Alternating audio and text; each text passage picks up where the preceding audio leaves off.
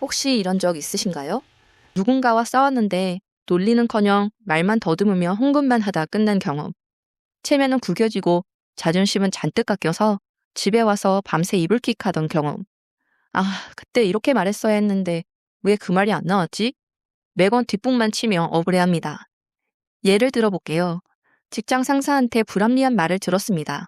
분명히 옳지 않다라는 걸 알면서도 내 머릿속은 어떤 말을 어떻게 해야 할지 백지 상태입니다.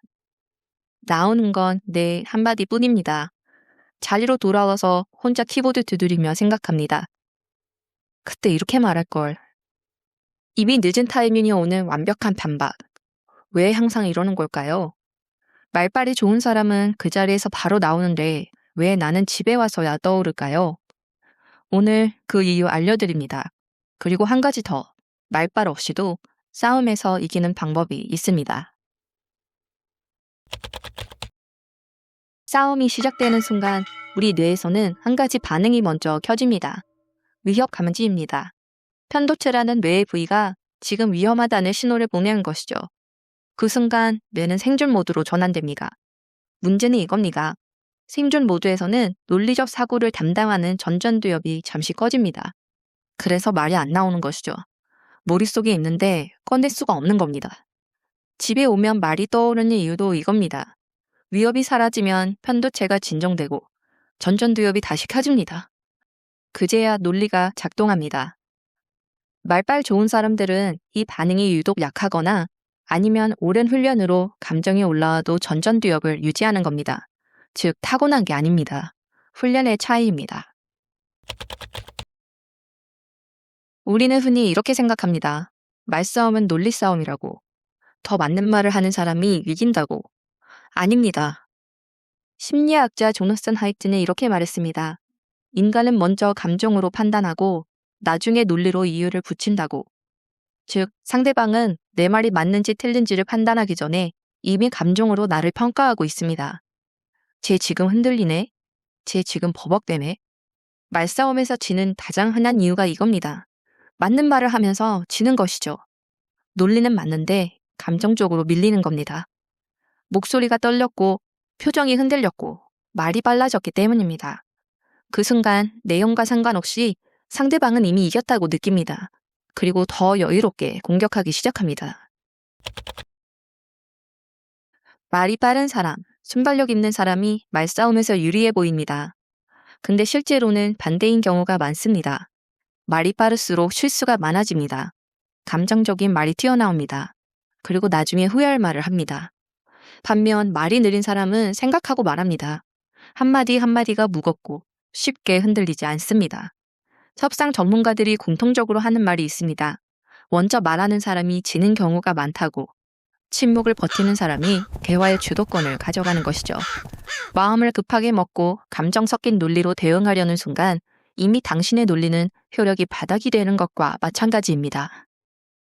그렇다면 우리는 어떻게 말빨 없이도 체면을 구기지 않으며 우아하게 이길 수 있는 걸까요? 첫 번째, 3초 규칙입니다.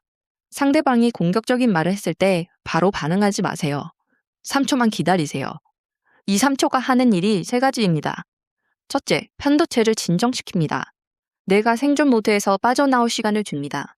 둘째, 상대방을 불안하게 만듭니다. 예상한 반응이 오지 않으면 사람은 본능적으로 불안해집니다. 셋째, 당신의 말에 무게가 생깁니다. 3초 뒤에 나온 말은 즉각적으로 나온 말보다 훨씬 신중하게 들립니다. 말빨 싸움에서 가장 강력한 무기는 반박이 아닙니다.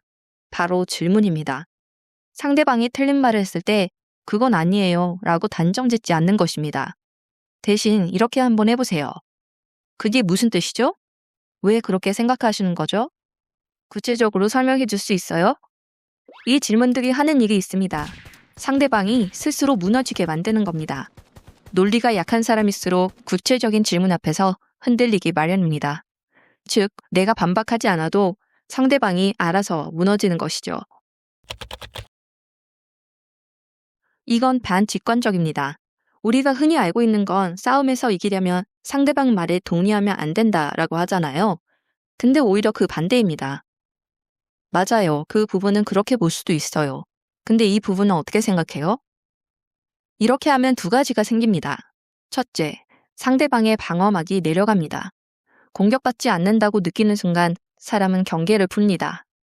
둘째, 내 다음 말의 신뢰도가 올라갑니다. 동의도 할 줄 아는 사람의 반박은 더 객관적으로 들립니다. 이걸 협상학에서는 전략적 동의라고 합니다.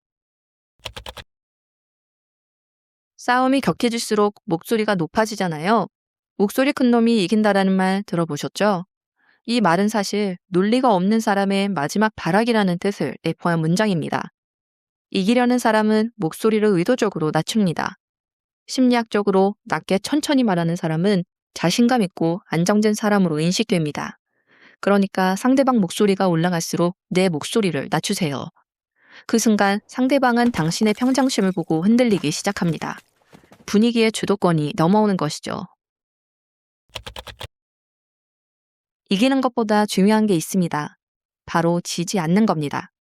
말싸움에서 완벽하게 이기려 하면 상대방도 완벽하게 지지 않으려 합니다. 싸움이 길어지고 감정이 쌓이고 서로 에너지 소비만 하다 끝나는 경우가 허다합니다.